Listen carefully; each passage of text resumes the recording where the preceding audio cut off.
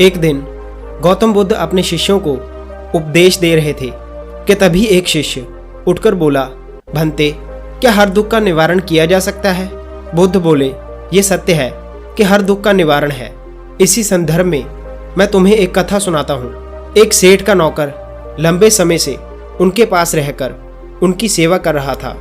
वह बहुत बड़ा ईमानदार था, साफ सफाई का पूरा ध्यान रखता था, इसलिए सेठ जी उससे बहुत प्रसन्न थे। एक दिन शाम को जब सेठ जी घर आए तो देखा कि उनकी पुरानी घड़ी दीवार पर नहीं है, टूटी पड़ी है। उन्होंने नौकर को बुलाकर पूछा, यह घड़ी कैसे टूट गई? नौकर ने कहा, मालिक, मैं सफाई कर रहा था कि घड़ी हाथ से छूट गई और टूट गई। गलती मेरी है, आप मुझे क्षमा करें। सेठ तेज आवाज में बोले, क्षमा मांगने से क्या होता है? घड़ी बरसों से कमरे में लगी थी, कमरे की शोभा थी और तुम्हें पता ही है ये मुझे कितनी प्रिय थी। डांटने के अलावा सेठ जी और कर भी क्या सकते थे। बहुत भरोसे का नौकर जो था। रात सेठ जी को नींद न आई, बार बार की बात मन में उठ जाती थी। अचानक उनकी निगाह नौकर पर गई। वह खराटे ले रहा था। उससे सेठ जी को और भी दुख हुआ। सेठ जी ने सोचा, मालिक के नुकसान का उसे जरा भी ख्याल नहीं था। सेठ की आकुलता और नौकर की निराकुलता ने उनकी बेचैनी और बढ़ा दी। अगले दिन सेठ ने एक प्रयोग किया।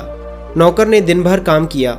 शाम को सेठ ने उसे बड़े प्यार से बुलाया और कहा, देखो, कल नुकसान हो गया है, इससे मेरा मन खिन्न हो गया था, इसलिए मैंने तुम्हें डांटा था, पर यह तो कल की बात थी। आज मेरा मन प्रसन्न है। तुम मेरे साथ इतने दिन से हो, इतना अच्छा काम करते हो। कल ही मेरे मन में आया था कि मुझे तुम्हारी सेवा के लिए कुछ इनाम देना चाहिए। सोचता हूँ कि क्यों ना तुम्हें यह घड़ी ही दे दी जाए, पर क्या करें, वह तो तुम्हारे हाथ से टूट गई। यदि नहीं टूटती तो आज तुम्हारी होती।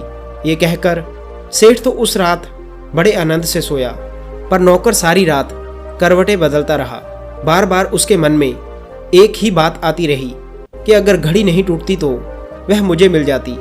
कथा सुनाकर बुद्ध बोले, अब शायद तुम समझ ही चुके होंगे कि लोभ ही दुख का सबसे बड़ा कारण होता है।